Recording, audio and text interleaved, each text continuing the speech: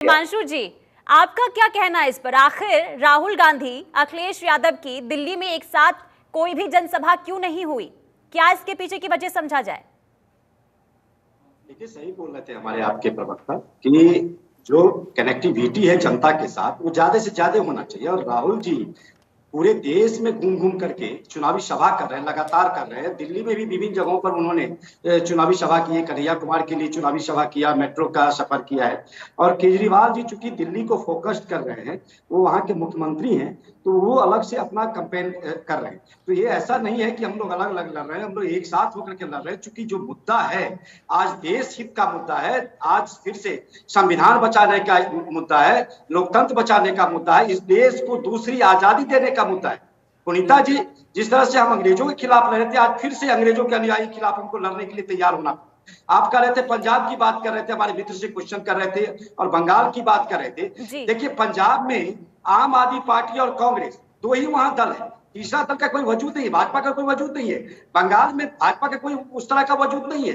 तो हमारी जो स्थिति है, चूंकि हम एक दूसरे के खिलाफ है वहां पर, तो लोकल स्तर पर हम चुनाव लड़ सकते हैं। लेकिन जहां हमारी लड़ाई बीजेपी के साथ है, राष्ट्रीय परिप्रेक्ष्य में, तो हम एक साथ होकर के चुनाव लड़ रहे हैं। क्योंकि इस देश से महंगाई को हटाना है, इस देश से बेरोजगारी को हटाना है, इस देश से अग्निवीर जैसी योजना को हटाना है, इस देश में जो किसान 720 किसान शहीद हुए हैं, जो किसानों के खिलाफ साजिश हो रही है, उसको खत्म करना है। इस देश से महिलाओं के उत्पीड़न को खत्म करना है। इस देश पर जो एसटी के ऊपर, अनुसूचित जाति और जनजाति के ऊपर भाजपा के नेताओं के द्वारा पेशाब किया गया, प्रताड़ित किया गया, परेशान किया गया, उससे मुक्ति दिलाने का समय है। तो इन मुद्दों को लेकर जो देश हित में मुद्दा है, उन मुद्दों को लेकर के हम लड़ रहे हैं। ये व्यापक रूप में देखने की आवश्यकता है। और व्यापक परिप्रेक्ष्य में हम कांग्रेस पार्टी और आम आदमी पार्टी हम संयुक्त रूप से दिल्ली में चुनाव लड़ रहे हैं। हमारे एक मित्र कह रहे थे कि 1984 में भारतीय जनता पार्टी की स्थापना ही धर्म के आधार पर हुई थी। नहीं, मैं इसे नहीं मानता। इससे पहले 1984 के चुनाव में इनका जो नारा था भारतीय जनता पार्टी का, वो गांधीवाद समाजवाद था, पढ़ नहीं।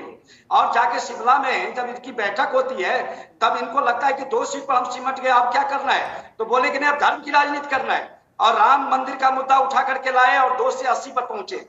ये देखिए, अपनी अस्तित्व को बचाने के लिए सिर्फ हिंदू धर्म का और सनातन धर्म का प्रयोग करते हैं, सनातन धर्म का दुरुपयोग करते हैं। और हमारे पास लंबी फेहरिस्त है कि बीजेपी के नेताओं के द्वारा बार बार सनातन धर्म के देवी देवताओं को अपमानित करने का काम किया जाता रहा है। ये ऐसे लोग हैं जो मांझी जी इनके सहयोगी हैं, जो पूर्व मुख्यमंत्री हैं जीतन राम मांझी बिहार में, ये राम से बड़ा प्रतापी रावण को मानते हैं। इससे ये सहमत हैं, तो इनको बताना पड़ेगा। दूसरी बात, ये माता जानकी को टेस्टी बेबी और बजरंगबली को दलित कहते हैं। इनके नेता राज्यसभा में कहते हैं कि डिस्की में विष्णु बसे, राम में बसे प्रभु राम। इतना बड़ा अपमान। अब देख लीजिए, उंगली पकड़ के श्री राम को चला रहे हैं, कहते हैं जो राम को लाए हैं हम उनको लाएंगे। अरे ये गाना कहां से आ गया? राम को लाने वाले कौन है? राम को लाने वाले भारतीय जनता पार्टी के लोग हैं क्या?